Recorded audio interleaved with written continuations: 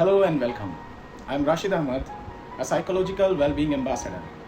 I work for psychological well-being of students and employees. Ladies and gentlemen, today I'm here to talk about something highly important that can shape the future of your children and the students. Emotional intelligence. It is the ability to understand and manage emotions. This helps students build meaningful relationships. This is required for overcoming challenges, and this is highly useful for the students to make better and sound decisions. But here is the question: how can you nurture emotional intelligence in the students? Let me break it down for you, one dimension at a time, and I will share some stories along the way to illustrate just how powerful emotional intelligence can be. So let's begin. One of the dimensions of emotional intelligence is self-awareness. This is the ability to recognize and understand your own emotions. Let me share a story. Geeta, a fifth grader, would often get upset when she did not score well on tests. She would throw her books aside and say, "I am just not smart enough. I am useless." Her teacher noticed this and sat down with her.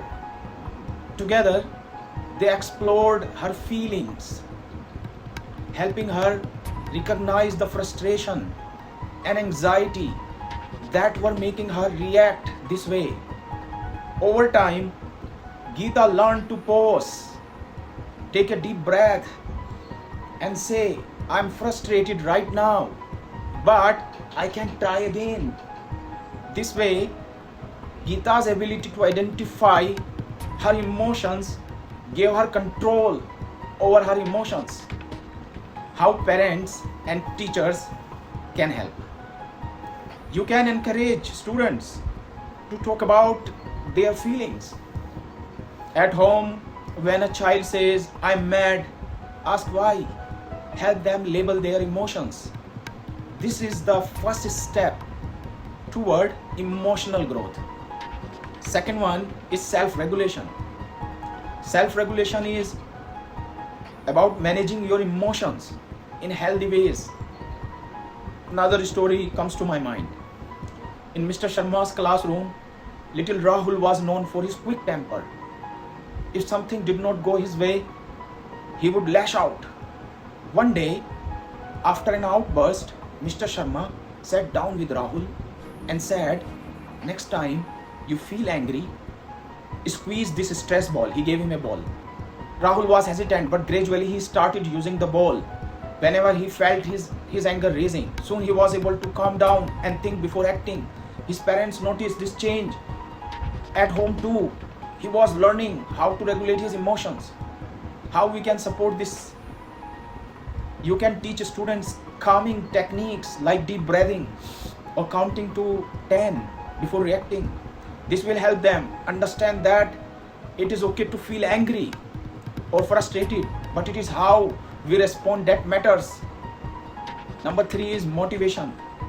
Motivation within emotional intelligence is the drive to pursue goals with enthusiasm despite setbacks. Let me tell you about Priya. Priya loved art but was not the best at it.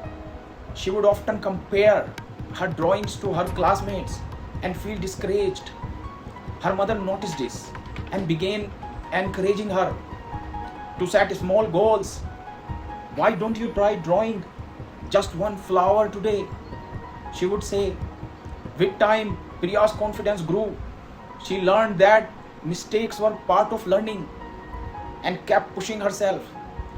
When Priya won second place in a school art competition, her teacher told her, "You did not give up, and that is what matters."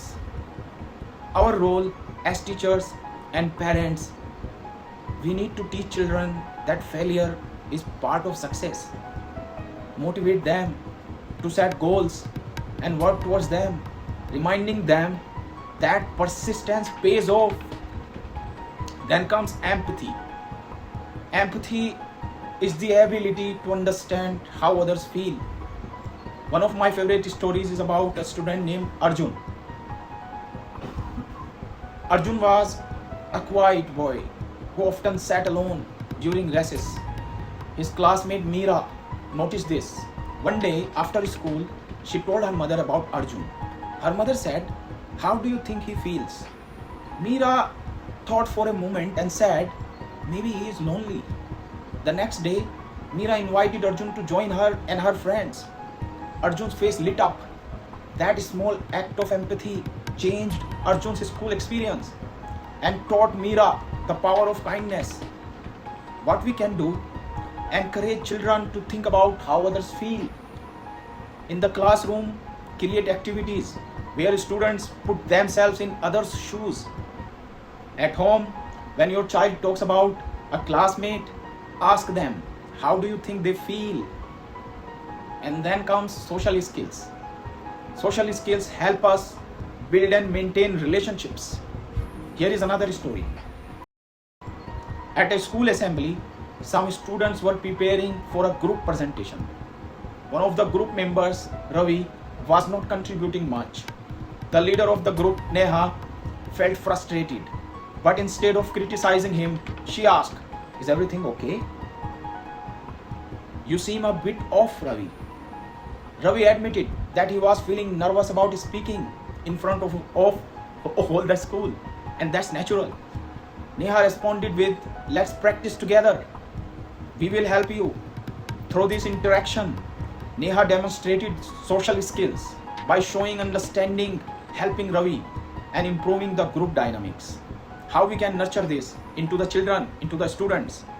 You can teach children how to communicate effectively, encourage teamwork in both school projects and at home during family activities. Teach them to listen, share, and work together. So, emotional intelligence is not just about being nice or polite. It is about understanding ourselves and connecting with others in meaningful ways. These 5 dimensions: self-awareness, self-regulation, motivation, empathy, and social skills can be nurtured by both parents and teachers. Imagine a world where students not only excel academically but also grow emotionally. A world where they can face challenges with resilience, understand and care for each other, and build lasting relationships. Together, ladies and gentlemen, parents and teachers, we can create that world. Let's make emotional intelligence a priority, because when we do, we are not just raising good students, we are raising compassionate, confident, and capable human beings. I hope you enjoyed this video. Take care.